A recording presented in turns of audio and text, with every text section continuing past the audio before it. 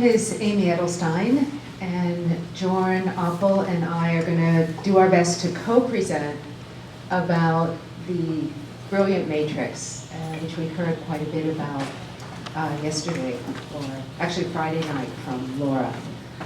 What I'd like to do is I'd like to start with a short meditation.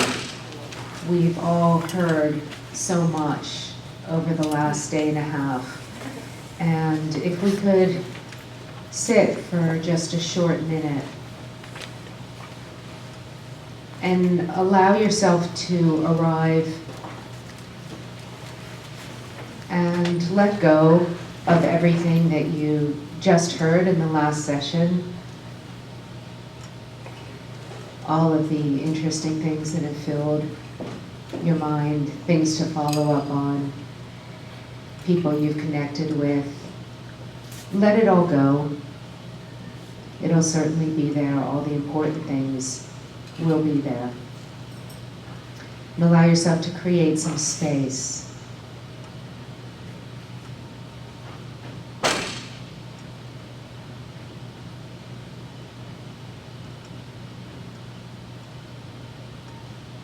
We want to become porous on the inside, more malleable, more flexible, so that everything we're about to learn can land on more receptive ground, so we can synthesize and deepen in wisdom and in compassion.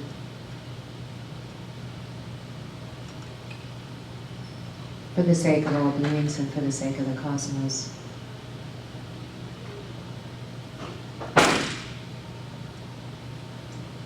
And we can end the short meditation now.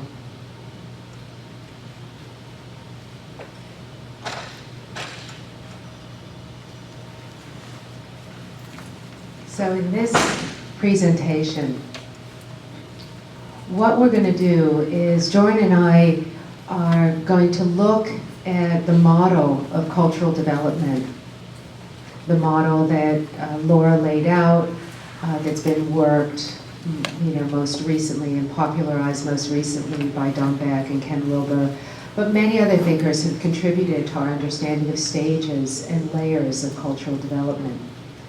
It's an incredibly useful tool. It's a very useful tool to understand our own development, to understand how the world works, and to understand how to communicate and connect with people who seem to hold very different beliefs and have very different responses to the same situations than we do. It's valuable in terms of differentiating. At the same time, there are aspects of our understanding and our engagement with that which can inadvertently create division. It can create division within ourselves. It can create division between us and others. So hopefully in this presentation, what we're going to do is we're going to lay out how to work with these stages of development in a way that doesn't fragment and divide and isolate. What our intention to do is to create a greater sense of respect, a greater sense of awe, a greater sense of the mystery of creative development, and a greater sense of not knowing. Maps are very useful. They're incredibly useful tools, and we've seen a number of very sophisticated maps over the course of the weekend. And I've enjoyed learning about some new maps and ways to define and categorize and chart development and intersections and understanding. At the same time, we want to open ourselves more and more to the mystery of spirit, the mystery of evolution, how it all unfolds, our own very small part in this vast unfolding, evolving process. And if we can do both and work in both ways, I think what we'll find is a greater depth of surety, a greater depth of confidence, a greater sense of trust, a greater sense of stability. And if our world needs anything, it needs more heart-centered, mature, and stable individuals who are able to hold complexity, hold mystery, hold not knowing, hold changing perspective in a way that gives confidence to the others around us. That's our intention. Doran and I didn't know each other before being put together a couple of weeks ago to co-present. We've been having a delightful time getting to know each other by phone and now in person, and I hope that that joy of working together will transmit also, and we're going to allow plenty of time for question and answer so that we'll all be able to also get to know each other better through the course of this session. Thank you, Amy. It's been an honor to be able to prepare with you for this moment. Thank you, everybody, for coming. I know there are options today. For the first time ever, you have options. So we are very grateful that you are here in this room with us, sharing this moment. I want to ask everybody a question. Who can tell me what these images are from? Anyone? Game of Thrones. Katie gets it right. Game of Thrones. Does anybody watch Game of Thrones? A few people? Okay. Well, if you're not familiar with Game of Thrones, it is a sprawling and bloody and violent depiction of a kingdom called Westeros, where bloodlines and families are battling over the Iron Throne. It is also a depiction of a fictional territory that is in spiritual transition. They are simultaneously shifting from nature-based religions to mythologically and numerically based polytheisms into this newly emerging and highly contested monotheism, ruled by the one true God, the Lord of Light, that demands blood and fire sacrifice. So, if you want to see what it looks like as religion evolves over time, I highly recommend starting with season 1, episode 1, if you can handle a bunch of beheadings, and digesting Game of Thrones. It's it's a combination Shakespeare and soap opera and spiral dynamics. So integral spirituality, if we're talking about religion having the ability and the potential to evolve, has definitely evolved over time. It has been influenced by the teachings of many, some, a sampling of which are pictured here. It started at the ashram with Sri Aurobindo in the 30s. It moved with Dr. Haridas Chaudhuri to the west, to California, where the Institute of Asian Studies was founded, which then became the Institute of Integral Studies, which churned out the likes of Alan Watts and Michael Murphy and George Leonard. Murphy went on to form the Esalen Institute. Ken Wilber, who repopularized the idea in the late 90s, early 2000s, and here we are today, bringing these maps and models and applying them to not just spirituality, but business and economics and government and design. So the integral spirituality at its core, I think, as evidenced by all those teachers, is all about synthesizing what has long been held by our society as polarities. And Cliff has done a really, really beautiful job of articulating polarities this weekend. I'm really grateful to him for his teachings. A lot of these are East and West, science and spirituality, faith and practice, the individual and the collective, the idea of being a whole and also being a part, the idea of both sitting and grasping. Right? A cognitive dissonance of being able to hold more than one idea at the same time and synthesize those ideas is what integral spirituality is about. It's and like Cliff has mentioned, power being in opposition to love, freedom being in opposition to equality, holding both of those ideas at the same time. It's an emerging spirituality, newly emerging over the last 80 years, I think we've decided, and it's not one of either or, but it is a spirituality of both and, one we so badly need for our time. However, I can speak from personal experience that it's not all rose-colored radical inclusivity. The act of implementing religious pluralism as its own path, as its own practice, is proving difficult. Not only do you need to avoid the accusations of religious syncretism, but you actually have to avoid the actual syncretism that comes with practicing and honoring, acknowledging, and including more than one faith. So, integral spirituality does this not by illustrating the commonalities. We're really prone in our day and age to talk about the allegory of the elephant, where the blind men, one is holding the tail and one is holding the ear, but they're all touching and experiencing the same animal, right? Or we talk about us all traveling up the path of the same mountain. We're taking different roads to get there, but we're all headed towards the same destination, right? And these are good analogies, but integral spirituality, I think, succeeds by not comparing gods and goddesses on paper or being too focused on this unity consciousness, but by making clear distinctions between things like states and stages, our cultural history, our creativity, our mythology, human rights and freedoms, communities of practice, lines of development or intelligence, personality and gender types, and so on. We need to be highly aware of the things that make us different at the same time that they make us the same. Back to Amy. Pass the baton. Great.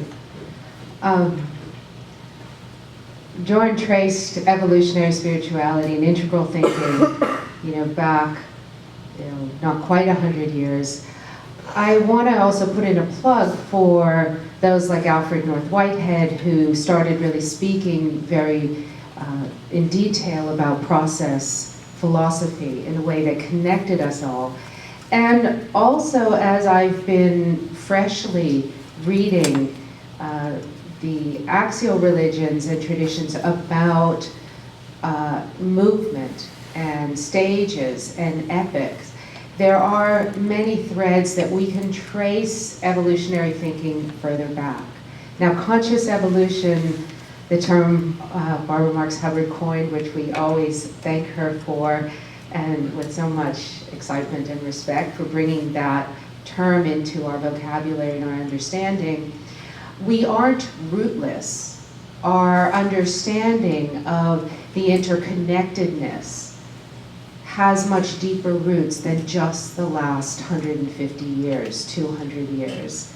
And while it's important to look at punctuated evolution and stages of development and liftoff that seems asynchronous, we want to also allow ourselves to connect with all the way back, because it gives us depth and dimensionality. It doesn't diminish us by associating us with earlier traditions. It gives us a sense of the very progress that we're speaking about, and of the awe and respect of being part of that process and part of the unfolding progress, and the sense that there will be much unfolding in the future long after we're gone. So I wanted to add a plug for the earlier intimations of this way of looking at a systemic unfolding, both of spirit and of matter. Another thing that I wanted to bring in as we start talking about stages and states and levels and lines is the recognition that morality and heart and compassion and wisdom are something you can't quite map on lines and levels and states and stages. So as we're dividing things up in this way, they are useful tools, but what we're working with is we're working with our whole humanity. And when we're assessing another, a Martin Luther King, a Nelson Mandela, an Aung San Suu Kyi, and we're looking to them for leadership and guidance, we're looking not just at their levels and lines of development, but we are really looking at the character and quality of their own soul. And for ourselves, as we are developing our intellect and our understanding and our systemic thinking and our complexity and our ability to work across disciplines, our ability to look at those 12 sectors of the wheel that Barbara laid out last night, what we're also really looking for in ourselves is the deepening and the dimensionality and the character. I've heard, at times where people who like to work in very sophisticated models have felt some criticism of the Dalai Lama saying, "My religion is kindness." And from a certain perspective, I've understood that. But when we look at his moral stature and his ability to work across complexity and to hold tremendous suffering and to wield power, to transfer power peacefully across factions, to break tradition, we're looking at something that's very, very complex. And so when he speaks about that kindness, it really is that depth of vision and heart and compassion that allows you to open up to complexity. So I don't want to pit heart against intellect and cognitive development. I don't want to lay them out as almost diametrically opposed, that you can be a great yogi and develop this sense of heart, or you can be a great integral synthesis and develop this very complex way of working across disciplines. I think for us, our background, our experience, and our lives are much more complicated, so we really want to see those two as deeply interrelated.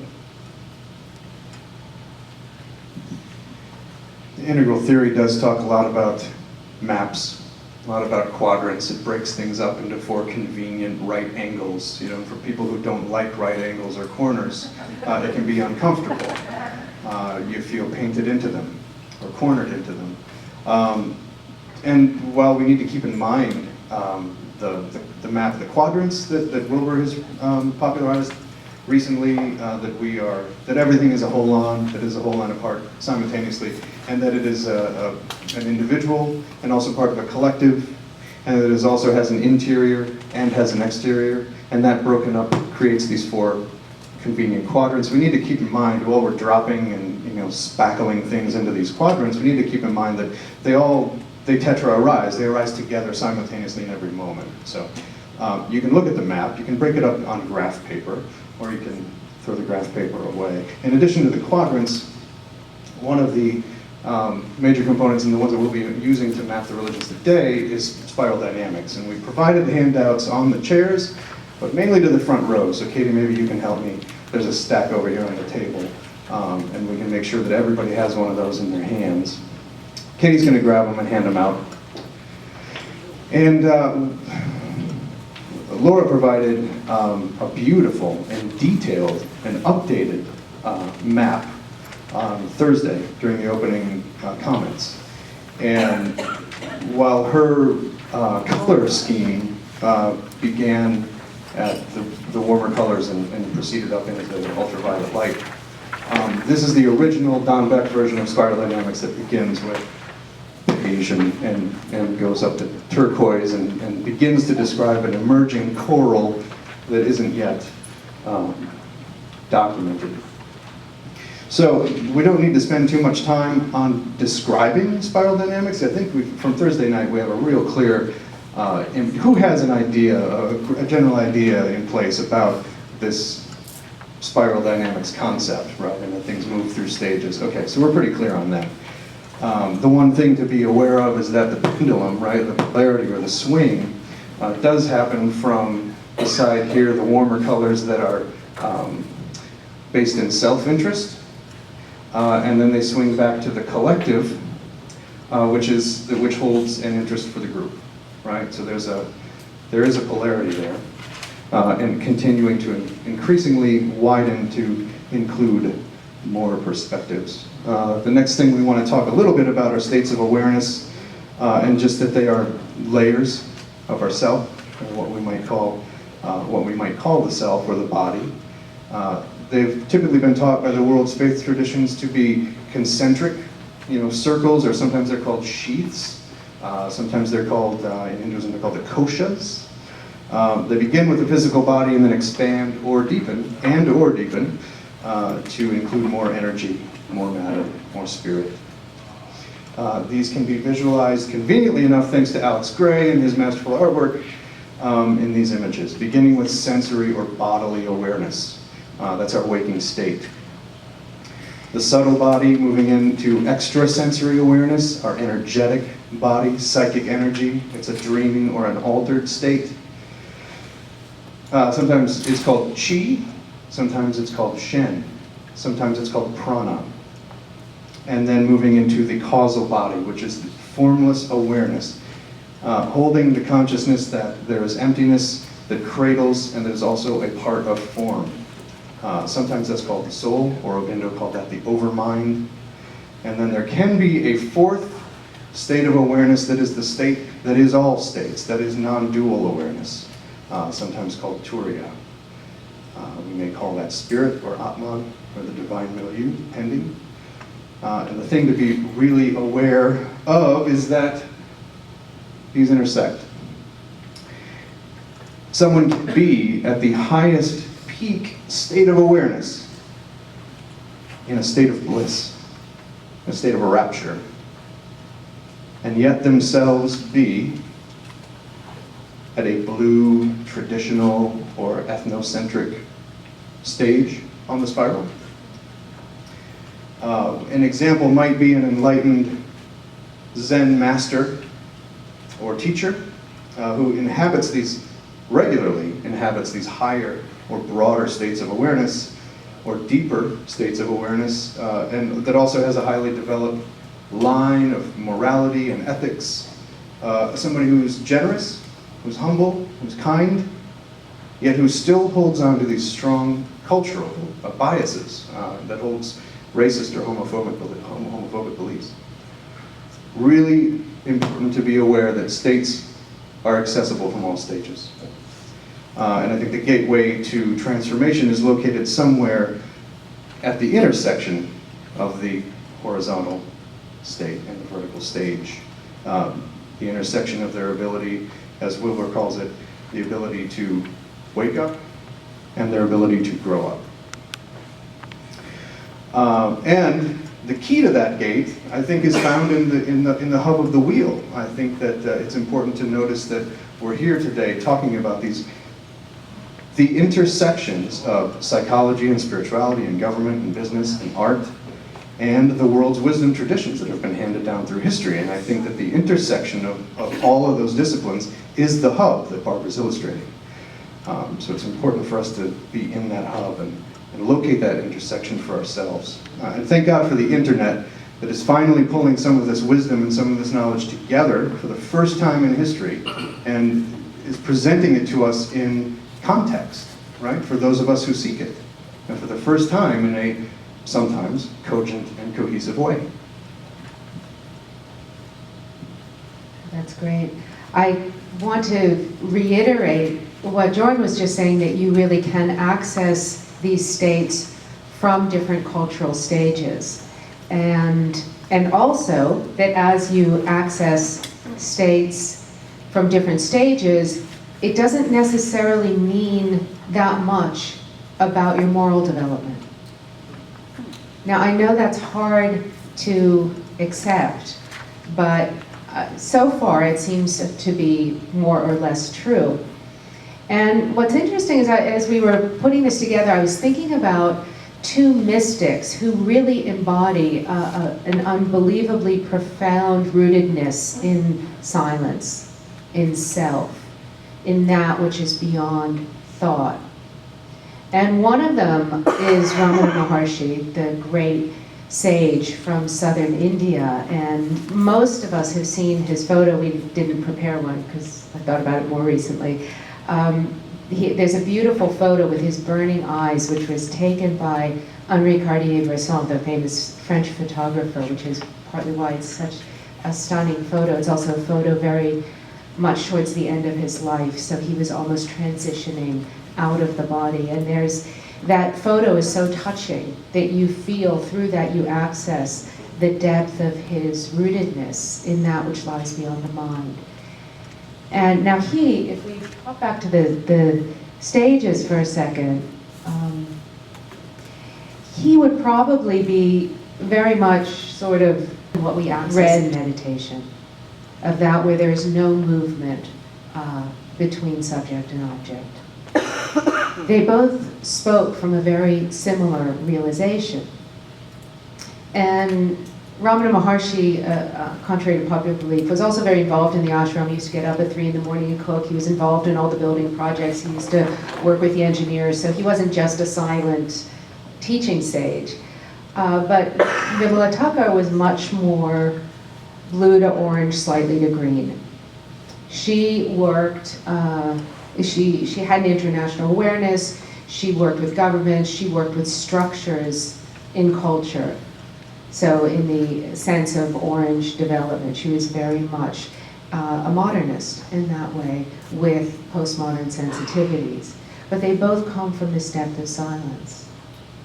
And both of them had extraordinary moral development, deeply compassionate. Compassion we usually think of as smaller than it is, just with a lack of self-interest and greed and divisiveness. It's really extraordinary, an extraordinary human attainment, which didn't necessarily have anything to do with their level of development. Now we can know, yes? In what you're describing, it sounds like level of development. It's almost the role a person plays in the world. It's a role, but it's also a worldview. It's not just a role, but it's how we understand the world. What's our worldview? Most of us here share, at least cognitively, an evolutionary worldview. We understand the sense of development over time. Our allegiance is towards a greater universal whole. We're taking in more in our awareness. More spans of time, more stages of development, and more depth of perspective. So what happens, or ideally what would happen in an evolutionary worldview, is that it would extend our depth of awe, humility, and compassion across, because we're taking in the unfolding of the whole universe. Now David Christian, who was funded by Bill Gates from Gates' personal foundation, designed something called BigHistory.org, which is an extraordinary teaching tool about the 13.7 billion year universe story. And it's models, which you can use for adult development, but excellent for high school and younger development with video. It's extraordinary. His goal in creating that was not to teach evolutionary science, but was to cultivate a sense of connectedness, an innate sense of connectedness in children across time, so that there would be care for the future and care for the resources of the earth and care for other beings. So that's ideally what happens as you move up in the stages of development. There's greater empathy, greater span, and greater complexity. BigHistory.org. Yes, Barbara. Are you aware, Amy, of the conflict that has arisen with Dwayne Elgin wanting to go to a big history conference and bring in the concept of the living universe and being rejected, and then trying to demonstrate scientifically that the living universe has reality, and the big history people rejected that. So it has gone on the internet, and I'm a friend of Dwayne's. It's a major issue that has come up, and I don't know how you deal with it, but big history is more reductionist in its view of reality as I understand it. Thank you very much. I hadn't heard that. Very interesting. So you can see that there are ways to share these worldviews and have very different conclusions about them. You can have a more materialist conclusion. You can have a more spiritually based conclusion. There are a lot of ways to interpret what we're saying. And I think that example, I didn't know about that. I'm curious to look into it. But it does indicate the complexity we're talking about. Yes? Yeah, now see, the way that came about, because I was in the midst of that, Excuse me. We're going to take a little digression, but that's okay. We'll Yeah. get back on track, don't worry. So the people in big history who rejected that point of view, from the integral point of view, very easy to understand. They're in third quadrant fixation. Anything that's in the first quadrant that's spiritual or in that dimension, they a priori from their academic training reject. It is not real, it is not relevant, it's old-fashioned superstition, we are not interested. Now, where the segue is going to come, it's very interesting that David Sloan Wilson and Barbara just connected this morning about 9:30. It's going to come where the pragmatics of globalization are going to come up with what David Sloan Wilson calls equivalence. That it doesn't matter what type of experience you're having, first quadrant or third quadrant, that when it comes down to where things are Could going... you just define first and third for everyone so that we Oh, can follow okay. you? So first quadrant is first person experience, First, the right. deepest subjective understanding that we get in our personal downloads. No need to verify it, no way to verify it, it's all out there. Now science went to quadrant 3, third person reality, objective. Everything's testable, verifiable, predictable, and the value is veracity, what explains the most, right? So if you're caught in that, you a priori don't think that these other things are relevant. But at the moral level of what's driving the planet now at the level of heart for change, there's an equivalence in the morality and the drive that people have for a better world that's going to allow them to make, it's actually the integral jump. I mean, everybody who's done integral talked about it, that these quadrants and experiences have equivalence and they can all be on the table. You don't need to have that direct experience in order to entertain the implications of the 4-quadrant reality. Great. Thanks, Kurt. So as Kurt was saying, and as Barbara pointed out with that example, what we're looking for is we are really looking to synthesize and not just have deep spiritual experiences, not just access deep states of consciousness, and not just cognitively understand movement, up development, but to develop within us a shift in our sense of self-identification, so that our lens on the world is integrated through the exterior, through the interior, without drawing these demarcation lines.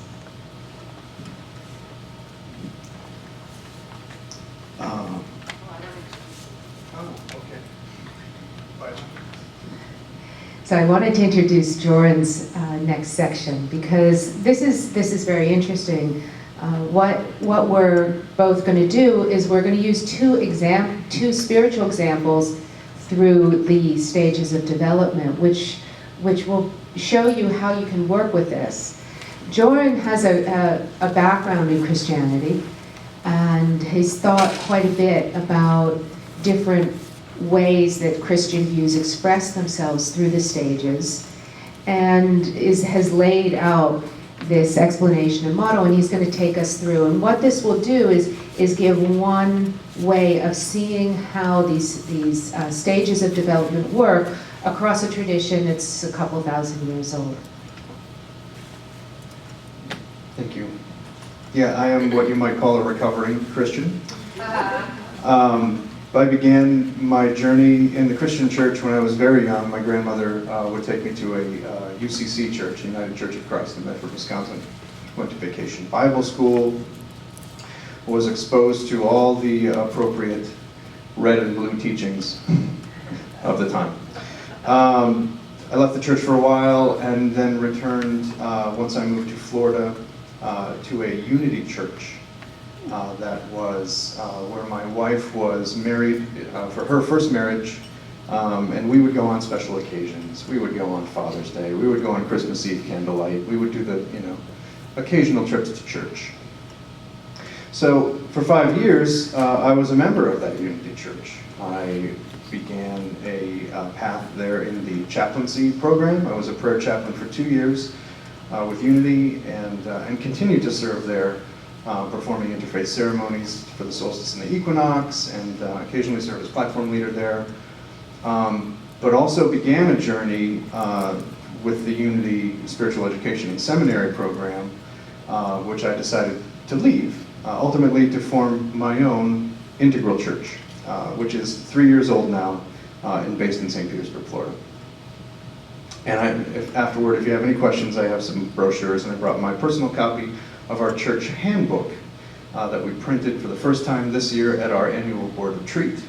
And we'll continue to expand and update that publication, and hopefully it will become more widely available. But if you're interested in checking it out, please do so afterward. I was attracted to Unity because it seemed to me to be pluralistic in nature. I was attracted because they were acknowledging and including teachings that were not just from Christ, but from the Buddha and from Hinduism and from Native American spirituality. And people would greet each other in the hallways, namaste, and there would be yoga night and meditation service on Wednesdays. And I was just really attracted to this. I thought, man, this is it, you know, I found my home.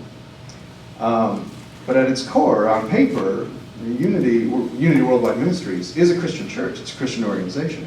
And it is, it's committed and dedicated to the practice of not only affirmative prayer and prayer work that's continued at Unity Village in Missouri, but also spreading kind of the metaphysical application of the teachings of Jesus as interpreted by Charles and Myrtle Fillmore, the founders of Unity in the 1920s. So ultimately, Unity is a Christian church, very different from something like Unitarian Universalism, which they get confused with a lot. The people who are attracted to Unity, they're what you might call green. They are pluralistic in nature. And Unity is able to attract them because they are open and affirming to gays and lesbians and to other religious practices and to other ethnicities and nationalities, and they are open and inclusive. It has a center of gravity at the green or pluralistic level, and it, as any good church does, attracts people who are individually above or below the level that they're operating at. So they are doing the work of pulling in the minds, bodies, and souls of people who are inside that value sphere, that value system. For my example, I want us to consider, real briefly, all the various forms of Christian expression, right?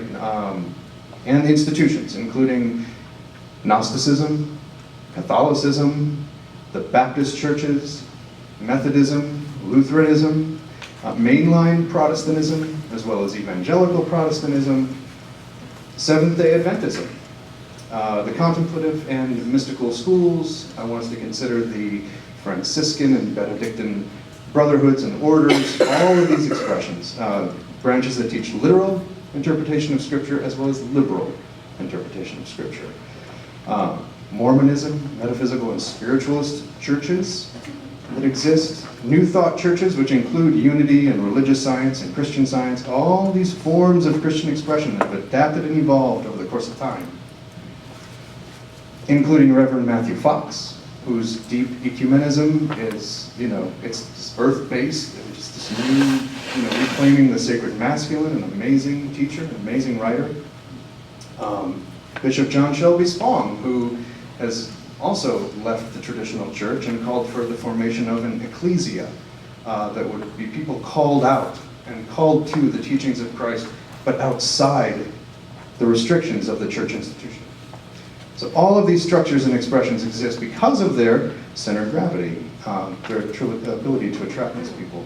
And I want us to consider the possibility that if there were no maladaptation or evolution in any of these structures, there would be no progress. There would be no dissent, there would be no schisms, violent or otherwise, there would be no reformations from within, and there would be no change. So, Christianity and religion as a whole continues to evolve. Every year new branches sprout. And I'd like to take it as an example, apply the concepts of spiral dynamics to my experience in the lineage of Christianity. How we might look at the teachings of Jesus, the symbology of the cross, and the teachings of the school of Christianity, and how we might understand how they can all be interpreted in numerous ways. So skipping beige, obviously, because that's just where people kill each other if you don't agree, or if you have food and one person doesn't. We'll skip beige. We'll jump right to purple, which is the tribal right? Magical value system. This is obviously a pre-Christian structure, right? So most cultures at purple, Christianity didn't exist yet. But if for some reason an individual was inhabiting the purple stage of consciousness and they were inside an expression of Christianity, the cross might look like a cosmic clock, right? Or the four directions, four elements, the four corners of the world. If we were taking it in the instance of the crucifix, where it was used as a tool of torture or death, it would be viewed with superstition.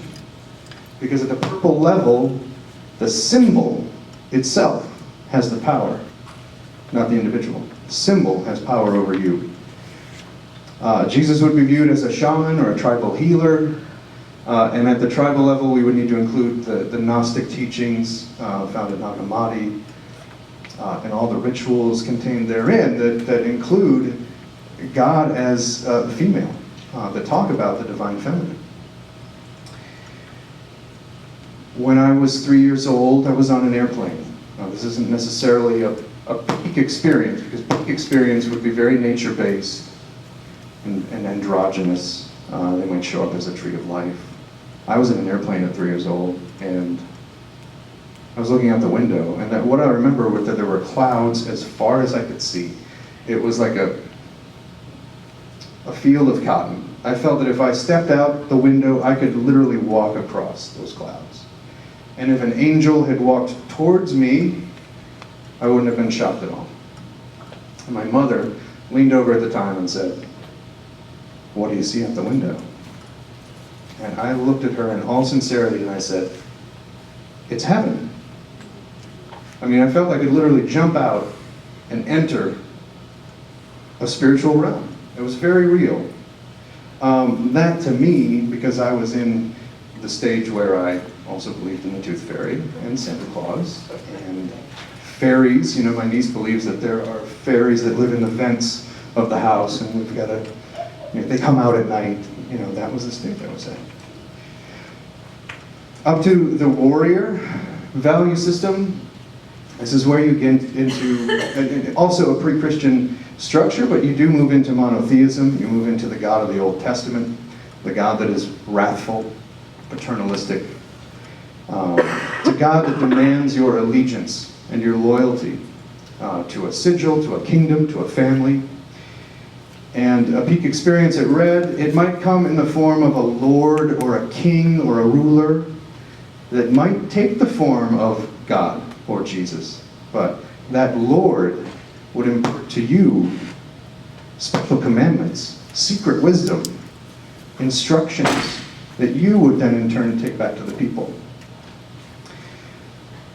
Connecting from a place of power, and power imparted to you from God. Moving to the traditional level, this is where we see the majority of Christian expression that there is in the world. It is mainline Catholicism and Protestantism. Jesus is the literal Son of God. Jesus came to this world to save us. The cross could be viewed as a symbol of Jesus' resurrection, the risen Christ, the Savior, ultimately Christ's victory over sin and death. And that's why we wear crosses. We don't wear it, you know, as in we're wearing an Uzi or an electric chair around our neck. We are wearing it as a symbol of hope, a symbol of promise, right? Yeah. At Blue, sin is real. There's a need for salvation, and Jesus provided that salvation for us. In John 14:6, no one comes to the Father but through me. That's where we are at Blue. Good versus evil, structure, order, law. Satan is real at Blue. The cross might be seen as an intersection of God's love and God's justice, but that might emerge at later levels too. That might be too loose an interpretation at Blue. The Trinity, very real at Blue. The Father, the Son, the Holy Ghost. And a peak experience at Blue would be the pure, undiluted love. The feeling of love that was expressed by God when He gave His only Son to the world. Connecting with that love and Jesus' sacrifice and knowing that he died for you personally. That's a peak experience at Blue. I didn't spend much time at Blue. Thank God. Thank God. I left Christianity. I discovered Buddhism, I discovered different faiths. I just got turned off. I was 13, 14 years old and in arguments with my grandmother about Jesus, did he exist? And, all these ethical conflicts within the Bible that we were finding, and she wasn't having it. She wasn't happy with me at that time, and so I left the faith. But for those who are at the modern level within the church, this is and it's the realm of the skeptic, and it is the realm of the scientist, and like Kurt's talking about, the third quadrant. Christians exist here at this level, and have very real experiences. It's an ethical approach to Jesus and the Scripture, right? A moral approach to the teachings.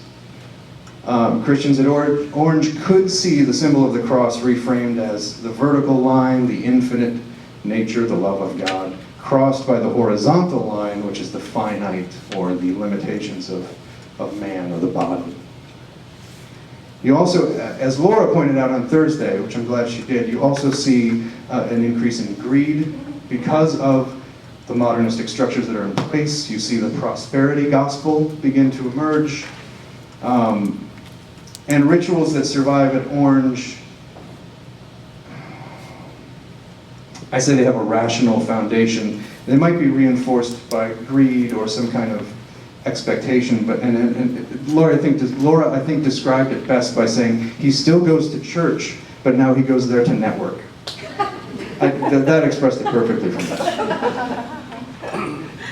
The downside at Orange and of modernism in general is that mechanistic view of not only biological life but the universe, and the rituals begin to be the same. You see in Catholicism the dispensing of the sacraments, right? The assembly line of salvation that the organized church can provide. It's a mechanistic view and a mechanistic expression. But a peak experience at Orange could be a very intellectual and ethical reality. Visions of a healer and a teacher for the world. Jesus as an idea that contains other ideas, right? That we need to unpack intellectually, ethically. We need to express it. And also the experience of the self as part of this vast and wondrous machine. While I had left the Christian tradition or the Christian faith, I was now reading Bertrand Russell, reading a book that was called Why I'm Not a Christian. I was reading about quantum theory and color and Gödel and Escher and Bach and all of these scientific expressions. Friedrich Capra's Tao of Physics. I was into learning as much as I could. I didn't consider myself a Christian, but one afternoon in the woods, I collapsed and fell to my knees in a peak experience that had me inside this machine, and the machine was a record player. The entire cosmos was a swirling disc that resembled a record, and I was the needle on that record, playing and creating sound within the cosmos that became my life. That is a mechanistic peak experience, if I've ever heard one. So they're real, they can be real. As you move to postmodernism, this is a pretty radical shift from modernism, postmodernism, because you're moving to the self-interest of the group. And this is a major shift because you're able to hold the perspective of another, right, as being valid. So if somebody's interpreting Jesus in a different way, you're able to sit down at the table with them and have a rational conversation and not want to choke them out. Jesus here could be the realization of the divine idea, right? Not only the idea that contains other ideas, but the pure expression of that idea. The sign of the cross could now here at Green signify salvation for all sentient beings. The body of Christ could here be viewed as the people. People expressing Christ in different ways. That's the body of Christ at Green. In metaphysics, in unity, there's a teaching of the cross being viewed as us crossing out negative thought, right? The denial that needs to happen before the affirmation, the clearing of the hovel before you plant new growth. The cross represents that, removal of negative thought. Peak experiences at Green don't necessarily need to look like Jesus. They could be the Green Man. They could be the gargoyles that we see. They could be Jesus appearing as having masculine and feminine qualities at Green. Because those borders are beginning to be removed, those boundaries. Or they're still in place, but as Amy described them, they're becoming porous. They're beginning to pass through. As we move from postmodern to integrative or integral value systems, it's back to self-interest, so we are identifying directly with Jesus, directly identifying with the source, or God, or the Father. We're experiencing this enlightened state, this Christ consciousness, firsthand spirituality, starting with the South, North, West, and East, the via negativa, the via positiva, the via creativa, and the via transformativa. He has completely redrawn the symbology of the cross. And that's possible at these integral levels. Jesus could be viewed as one of the enlightened masters, as tapping into a consciousness greater than himself. If you really want to get into Christianity at this yellow or integral level, I highly recommend the writings of Paul Smith, who literally wrote the book on integral Christianity. And if you want to get into an integral approach to the Trinity and the cross and the life and teachings of Jesus, I highly recommend his work. For me, experience here at the integral levels, it's experiencing compassion for all through identity with the Sacred Heart. And what does that mean to you? The Sacred Heart of Jesus. Compassion for all. How would that be experienced, or how do you? I think that at the integral level, you're not only able to sit in your confessional or your church and pray and experience the love of God, but you're able to turn it around and transmute it and distribute it through your community in the forms of service and in the forms of building new structures that can house that love. You know, you're developing compassion for all beings, so now you're using knowledge to create vehicles for that love. I think that that's what that would look like, for me anyway. Thunderbird was a peak experience for me at Integral. I was on a beach. I was having an entheogenic experience with mescaline, and I stepped heart first into a huge Thunderbird that was made out of stone and wrapped up around the planet, and his lone eyeball was the moon, and there were stone wings that extended off to his side, and I stood there on the shore for more than an hour, reclaiming a sacred masculine that I had lost from my own father. Stood there for an hour, realizing that this might look like a purple structure. This might look like a Mayan stone bird.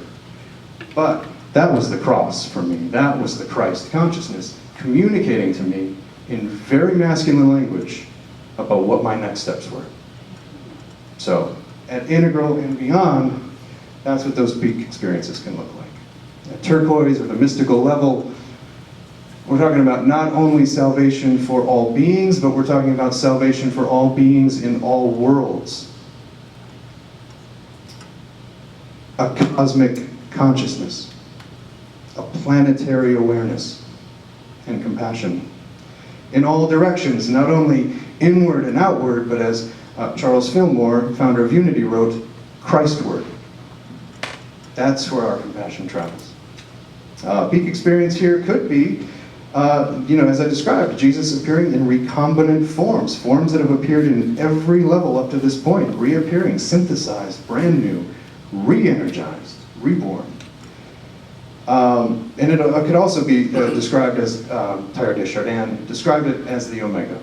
In very cosmic language, a hypercentration of cosmic matter, the peak created by the convergence of the evolving universe upon itself. Very few institutions or buildings house yellow and turquoise expressions of Christianity. That's why Integral Church meets in a city park. Outdoors, we sit in a circle. There are very few institutions that are codifying and building structures to teach and spread this level of interpretation of Scripture and the teachings of Christ. And that brings us to the top of the spectrum, and I want us to consider the spectrum in applying it to other religions. Consider the Judaic forms, consider the Hasidic forms, the Orthodox forms, the liberal forms, consider the Kabbalah. Consider Islamic forms, the Orthodox and literal forms, much talked about now because of the Islamic State, but consider Salafism, consider moderate Islam, consider Sufism, mystical Islam, consider the whirling dervishes and expressions through ecstatic dance. You can also look at Buddhism through the same lens. You can talk about traditional Theravada, Mahayana, Vajrayana, into the teachings of Shambhala and spiritual materialism. Integral is put forth now the idea of a fourth turning of Buddhism, that the wheel of Buddhism is now turning again for a fourth time and continuing to evolve. So we can look at any faith tradition through the same lens. Right now, Amy is going to guide us through looking at it, evolutionary spirituality through the same lens. Amy. Thank you very much.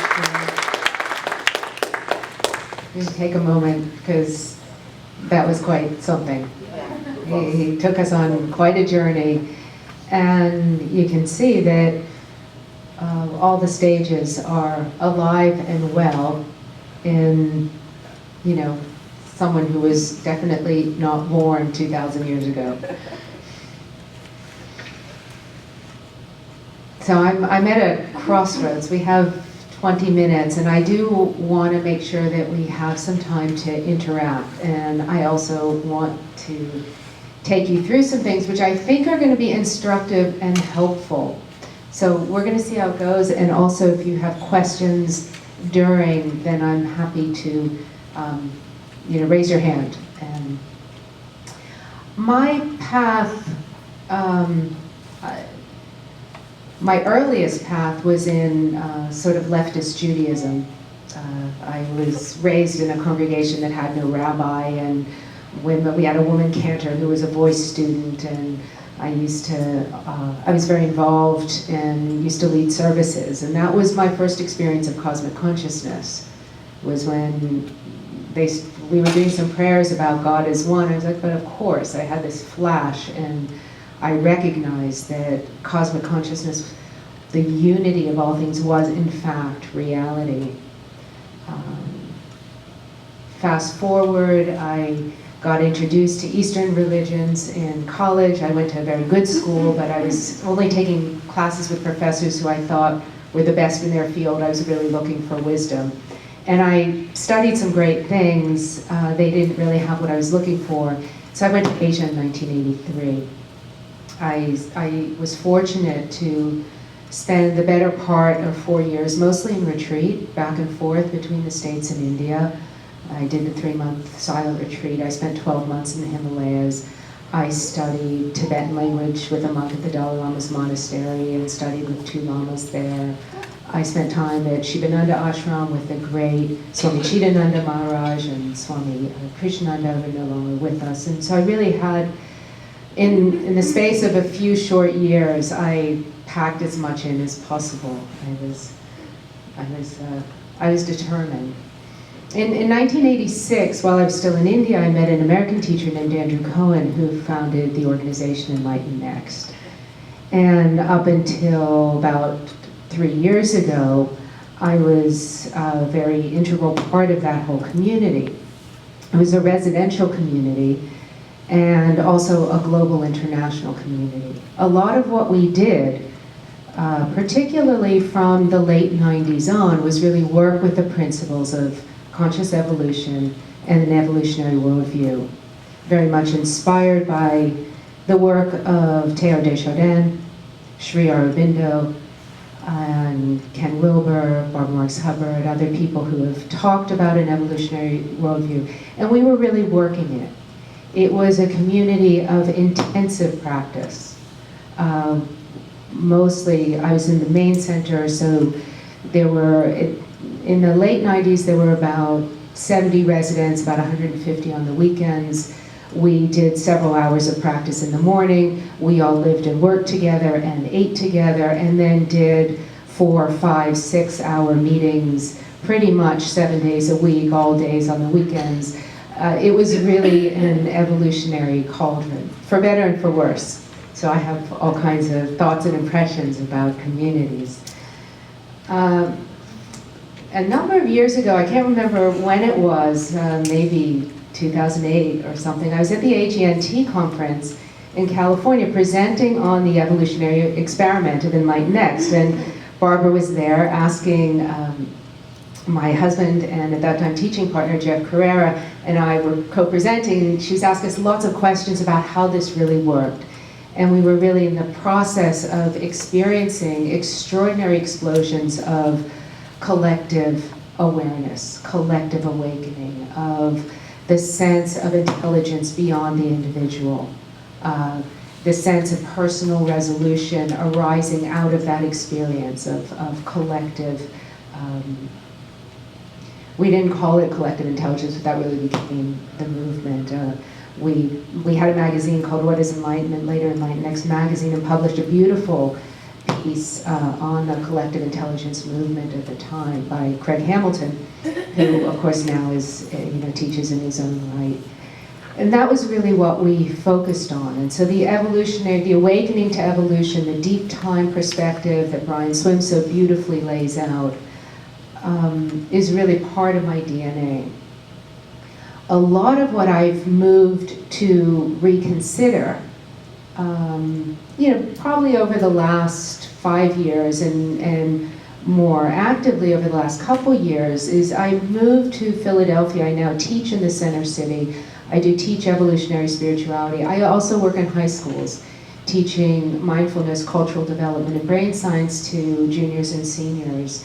And I'm quite committed to, I'll have about 300 students next year. It's part of their school program. These are taught in public schools, the best high schools in the city. And I'm really interested in translating these rarefied experiences and the depth of practice that I was engaged with in ways that can benefit people who are never going to do that.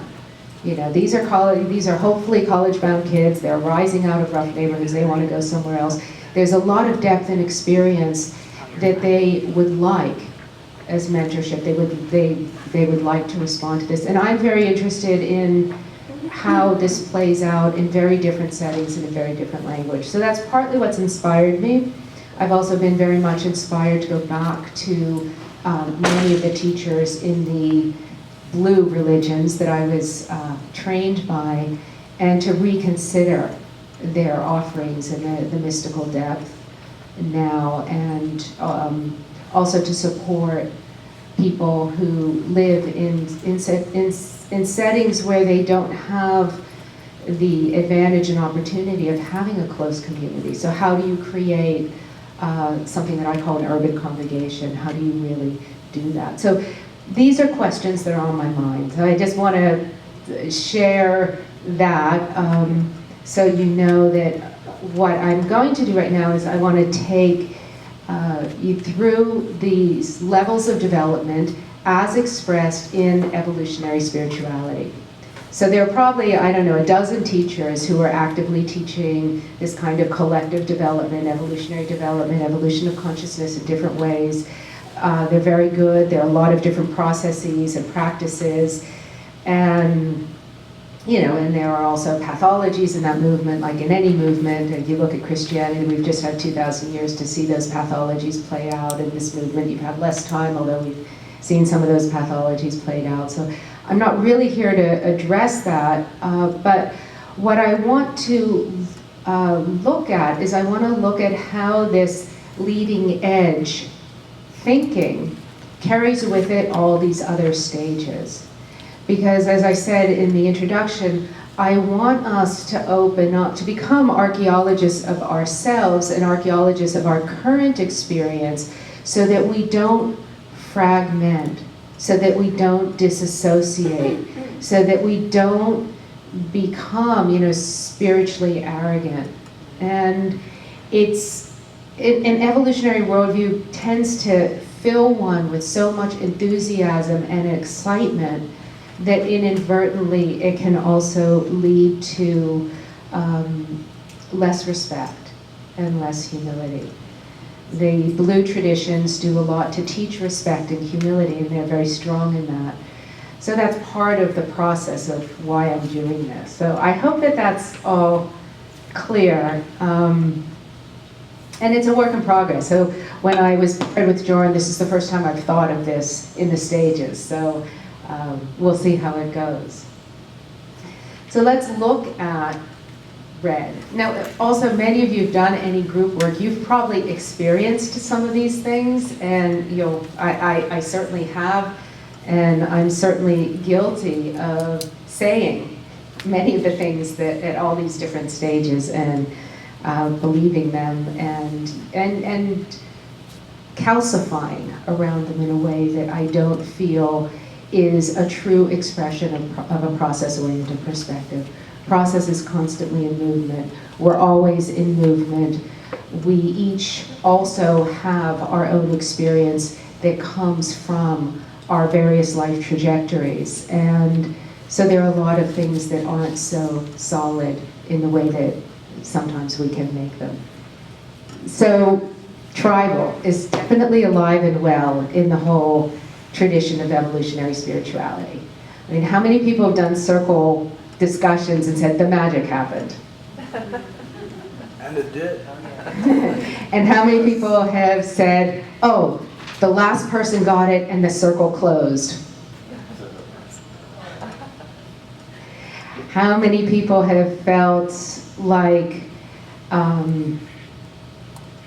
there was some kind of grace that would descend when you got together with those people? So these are real experiences, but we can map them on really a purple level. And it also carries with it its own language and superstition, and also ritual and practice. I personally, and maybe it's my Jewish background, I personally believe that ritual and practice is very important, so I'm not against ritual and practice. But often to prepare for these circles, we chant.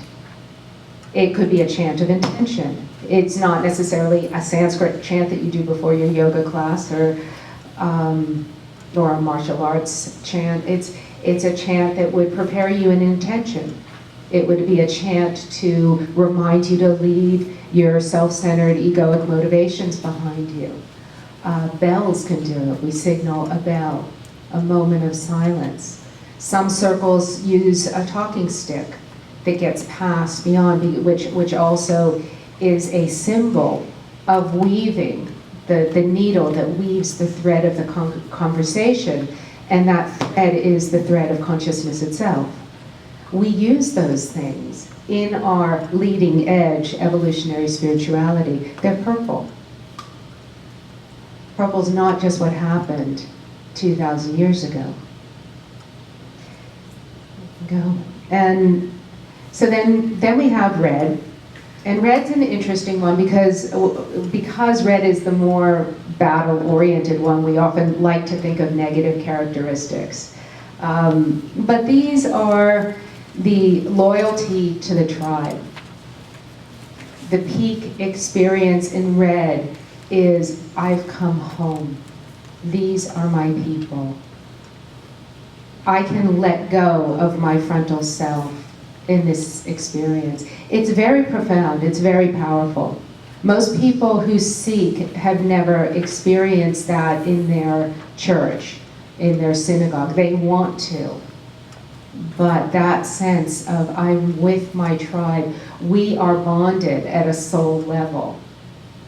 We will defend each other spiritually. We will keep each other on the path.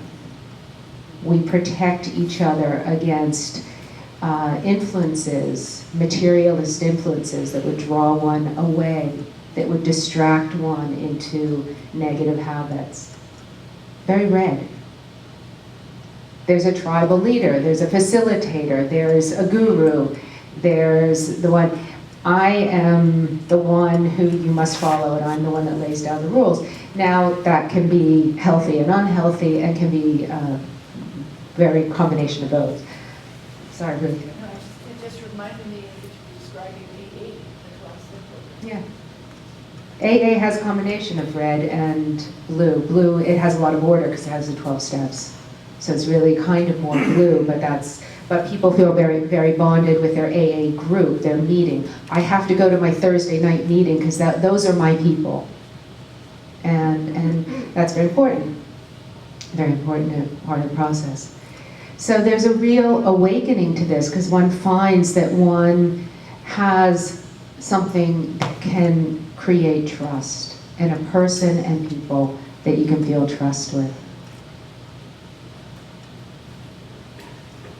So then we come to blue. There's a lot of blue in evolutionary spirituality, and all the different groups that I know of and all the different teachers, and I've had the good fortune to meet a lot of those teachers personally and spend time with them and get to know them a little bit. And everyone's trying to create processes and practices, as we talked about last night. How do you replicate? How do you teach? If you're an educator, you need a lesson plan. You know, I don't go to my juniors and seniors without everything mapped out and then a few things on the side, because if it's Friday on Halloween, you're not going to get to teach them anything unless you've got a lot of things in your pocket to pull out. So processes and practices and education all go together. You need to start universalizing. Now it's blue, these processes and practices, the content may be further reaching, but generally what I've seen, they're blue processes and practices. That's fine. It's not, we don't have to demonize these lower stages and tools of development and insist that they're all more evolutionary than they may be. A lot of these processes and practices create ways and codes and paths of development. And the awakening to that is a sense of directionality. I know where I'm going. I know what's next. And it's not a limited, restrictive sense of what's next. It's a sense of knowing that one is able to let go of a certain negative type of uncertainty and give oneself to what's at hand, which is the question of self-purification and evolution. It's a very important awakening and powerful peak experience.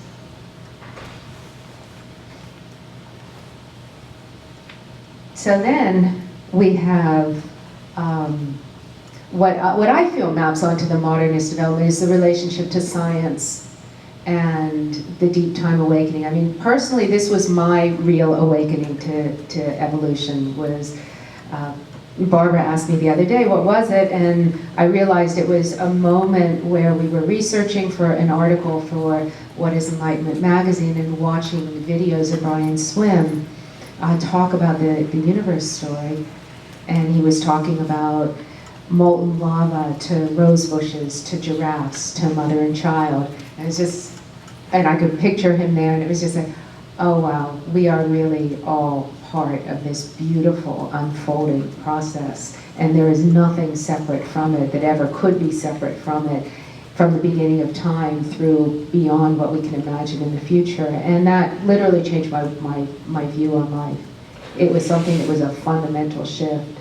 So the orange awakening that I feel in evolutionary spirituality is awakening to our non-separateness with science. Neuroscience is a part of that. Evolutionary biology is a part of that. Our parallels between human dynamics and physics are all part of that. And again, the peak experience can be radical. It can shift your sense of self dramatically. In the green awakening is really to the social sciences, to psychology, to the sense of how we work, how we interact. We're starting to map cultural development. We're starting to look at building a new world. we're starting to look, oh, we need social structures, we need structures and institutions. This is hard to do because we're both looking at inner development, personal development, our psychologies, our psyches, our histories, our personal, individual karmas. We're looking at how do we get along, we're looking at maps for the future, everyone has their own idea. So this is a really interesting stage. And then yellow, again, we're going back to the more individualized stage of development, and this is what I feel in evolutionary spirituality. You start seeing a sense of individual authorship. You start seeing individuals who have a deep immersion in this view, innovating in all kinds of different sectors, starting to express the integration of their understanding through their own talents, whether it's art or education or architecture or bioscience. And this is, again, it's a stage that's very important to encourage. Now what happens is often there's too much identification at the blue level with the tribe, at the red level with the leader, or at the orange level with the cognitive understanding, to really support each other's individuation. And that is something I really am committed to in my own life, is supporting as many people as possible to really individuate now that they've understood and internalized and begun to practice this, to really express that without trying to hold on to it, and start getting this view out there. And then the last stage, as far as I think about it now, is really, and I've been very influenced by this group called the Speculative Realists and Timothy Morton, and to a lesser extent David Abram, who's also written about this, is a non-anthropomorphic view of evolution. Teilhard wrote before the 50s. He wrote, in the 30s to the 50s. He talked about the evolution of human consciousness as the most important. He's touched me so much. So if you've never worked with his work, please do. But I think now what we're needing to awaken to is a sense that we're not at the center. The earth, the sun doesn't revolve around the earth. Human beings are not at the center. If you're looking for a process, you're looking from all different directions and dimensionalities. And the cosmos is vast. And the knowing of the cosmos is vast. If we want to awaken to a felt sensitivity to the environment, to the currents, to an organic sense of when we've pushed enough, when we need to back off, in a way that a parent disciplines a child. You're so close. You love your child so much that your child becomes the center, that you have this felt sense of what's too much and what's not too much. And I feel very strongly there's just too much hubris that can come into the evolutionary path when we only focus on what happens between us. So it's something I've just begun to think about a lot. I'm probably a nature mystic at heart. Somebody quoted Emerson. I love Emerson, and he's a nature mystic, and the transcendentalists inspire me a lot, and I feel that there's a lot of wisdom in really awakening to a lesser role of humans in the unfolding of the whole cosmos, which doesn't lessen our responsibility, but it's a different position, and that's what I feel like the next stage of development will be awakening to. Yes, Laura? I wonder where you put what I feel as the incarnation of the impulse of evolution as you.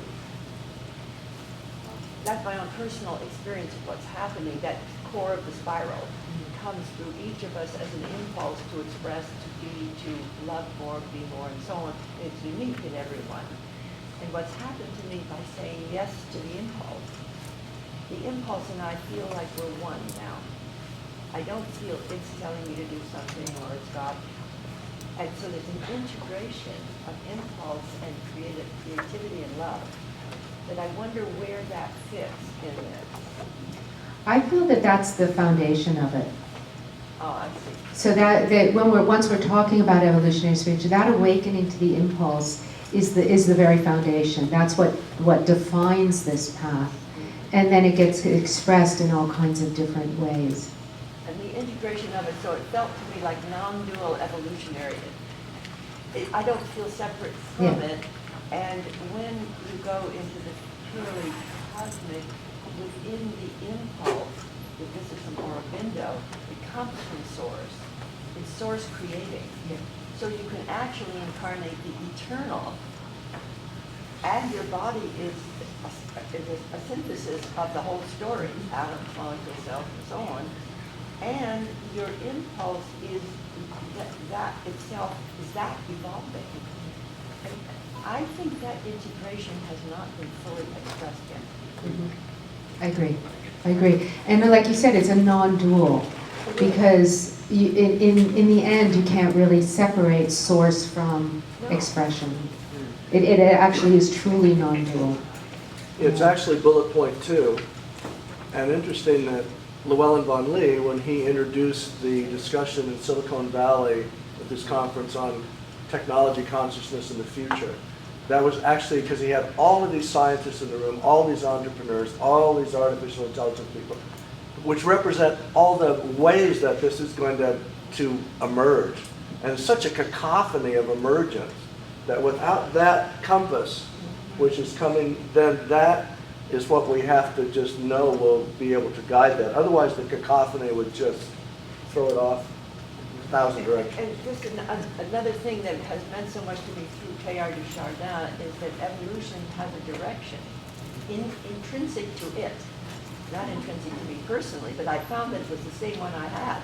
So it was very convenient that the idea that evolution always tends towards more consciousness, more freedom, and more complex, synergistic, or loving order, it gives me God in evolution in such a beautiful way when you incarnate it.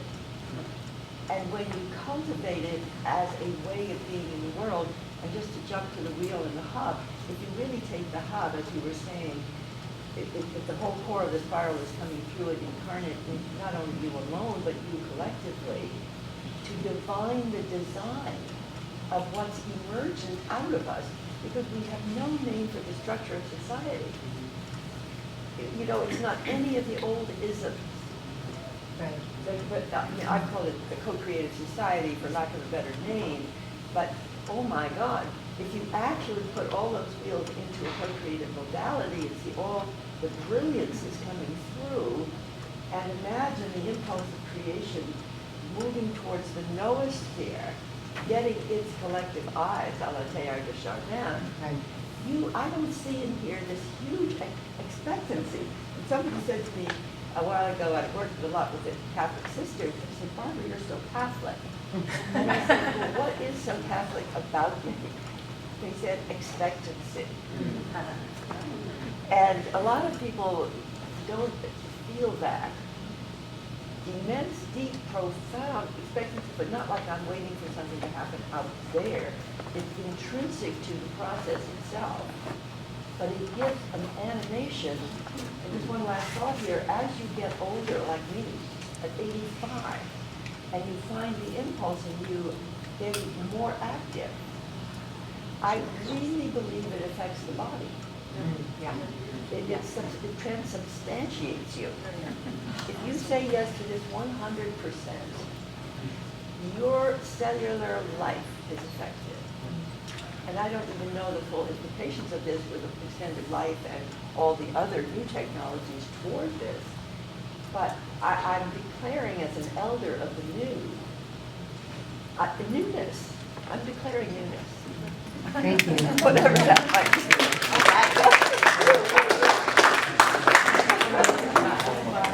I think we're, I'm gonna make a statement and an announcement, just really quick. All right, we're gonna have a round table, which Barbara is gonna lead, and it's obvious this group wants to extend the conversation, so Barbara, maybe when you lead that round table at 3:30, yeah, maybe you guys can continue this conversation then, because they started the meals early on us again, remember.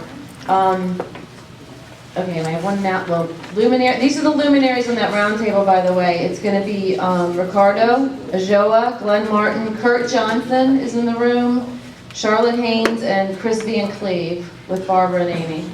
3:30. So hopefully you all learned something. Hopefully you all are connected with this model. We're going to continue the conversation, not only today, but tomorrow. I'm going to ask that we close, and we all stand and rise, and if we could all, like we're in church, hold hands. Let's all hold hands. We're going to close with an integral dedication, like we do at our integral services down in Florida. Just close your eyes, pretend you're outdoors in a beautiful city park. Just take a deep breath in. Is everybody connected? We need the AV staff connected too. Why don't you come on in? Just touch somebody's shoulder or something. We don't care. Take a deep breath in. In gratitude to Radford University and Laura and Glenn and Barbara and everybody here this weekend. Thank you.